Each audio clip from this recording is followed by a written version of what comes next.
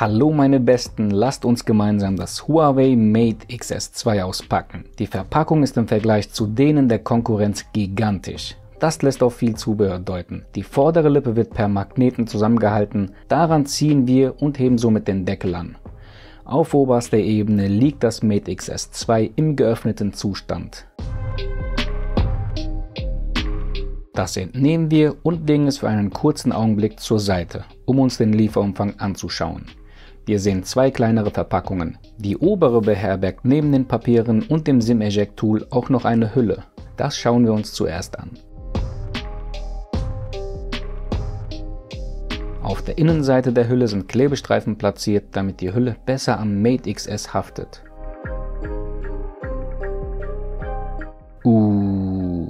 Das sieht nicht nur schick aus, sondern fühlt sich auch gut an. Das Muster besteht aus vielen H-Buchstaben für Huawei, nehme ich an.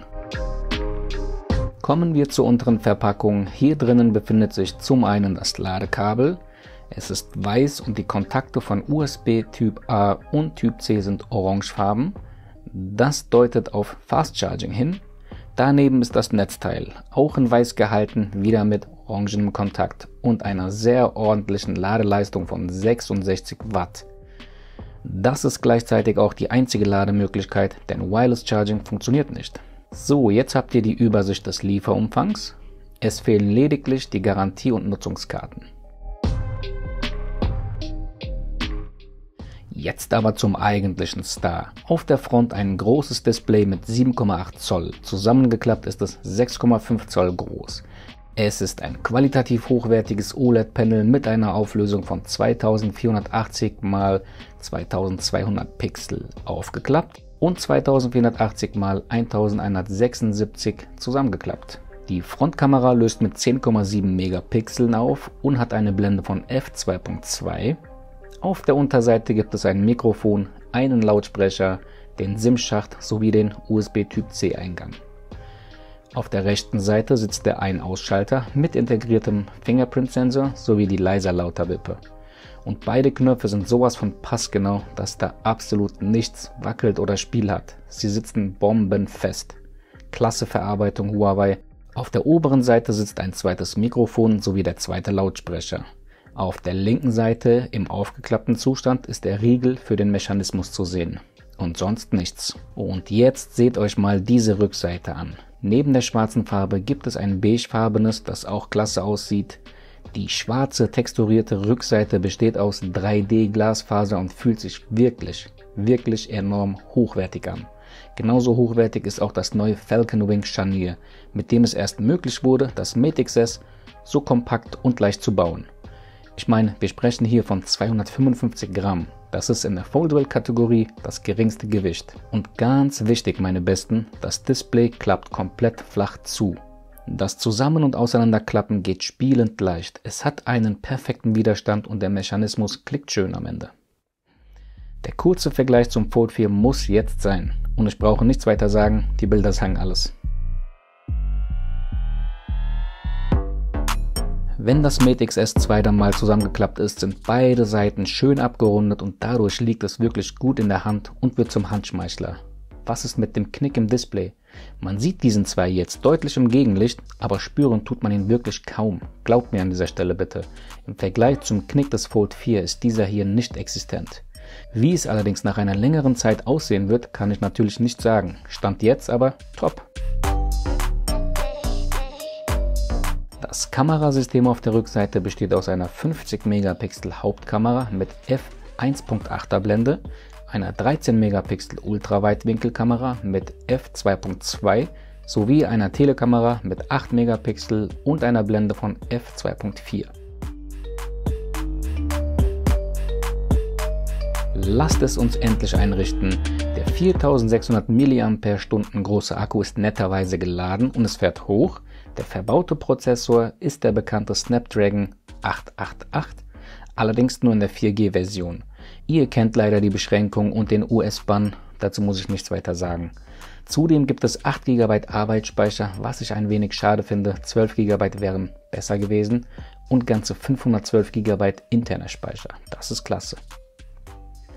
Als Betriebssystem kommt hier EM, also Emotion UI 12, Das müsste auf Android 11 basieren, wenn ich mich nicht irre. Harmony OS 3 gibt es, glaube ich, nur in Asien. So, Deutsch ausgewählt und einen Schritt weiter. Jetzt noch die Nutzungsbedingungen akzeptieren und weiter. Die SIM-Karte lege ich nach der Einrichtung ein, aber mit dem WLAN verbinde ich mich sofort. Cilia-Tastatur, davon habe ich bisher nie etwas gehört. Wir müssen sie auch nicht akzeptieren, sehe ich. Also klicke ich auf Abbrechen. Jetzt müssen wir der Datenverarbeitung und dem Datenschutz zustimmen. Darunter können wir uns Folgendes vorstellen: AI Lens, AI Search und vieles mehr. Könnt ihr euch gerne angucken.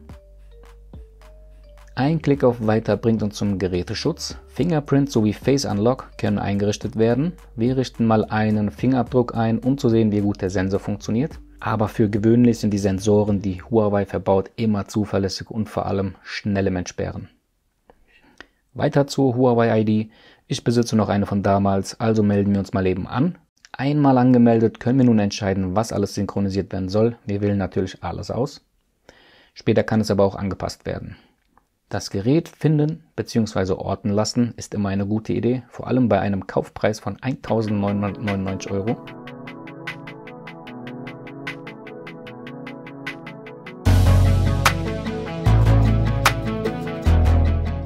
Huawei In-App-Käufe, das sehe ich zum ersten Mal und das aktivieren wir auch nicht.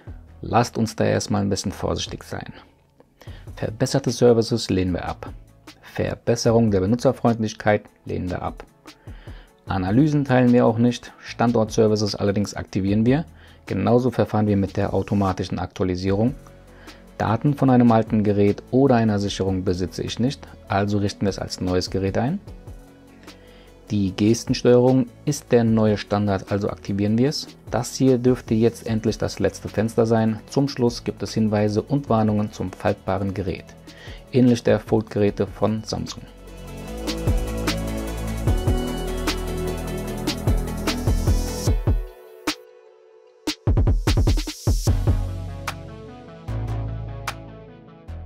Das war's. Wir sind auf dem Homescreen angekommen und schauen sofort nach Bloatware.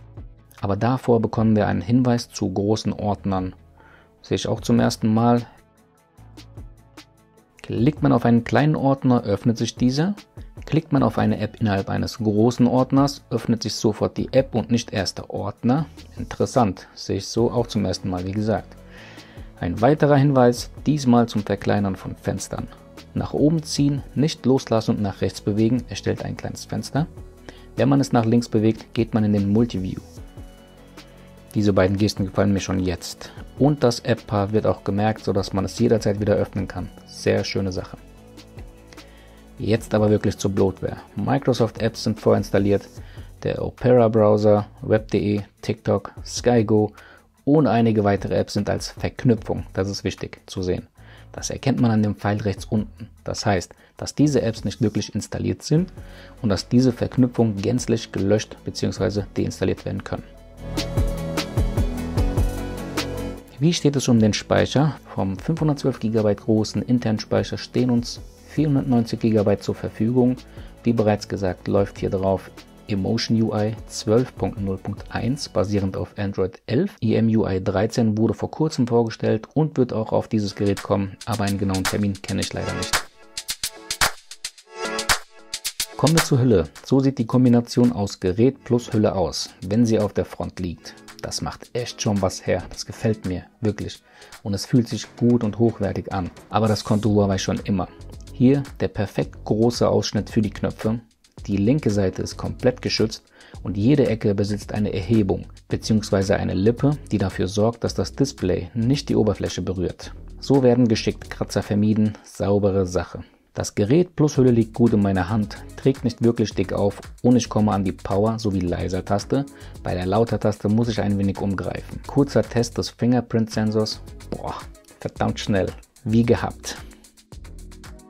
Wie sieht es mit dem Entfalten des Displays aus, wenn die Hülle benutzt wird? Zuerst muss die linke Seite gelöst werden, danach drücken wir den Knopf zum Entriegeln des Displays, drücken die Hülle ein wenig runter und können somit das Display aufklappen und einrasten lassen. Man kann es aber auch als Stand im nicht ausgeklappten Zustand nutzen. Ja, wirkt stabil. Wie sieht es voll ausgeklappt aus? Die Rückseite hängt einfach nur lose da, bietet aber überraschenderweise Grip, selbst wenn es ein bisschen hin und her wackelt. Kann man denn die Hülle wenigstens auch als Stand benutzen? Offiziell nicht. Das finde ich wirklich eine vergebene Chance.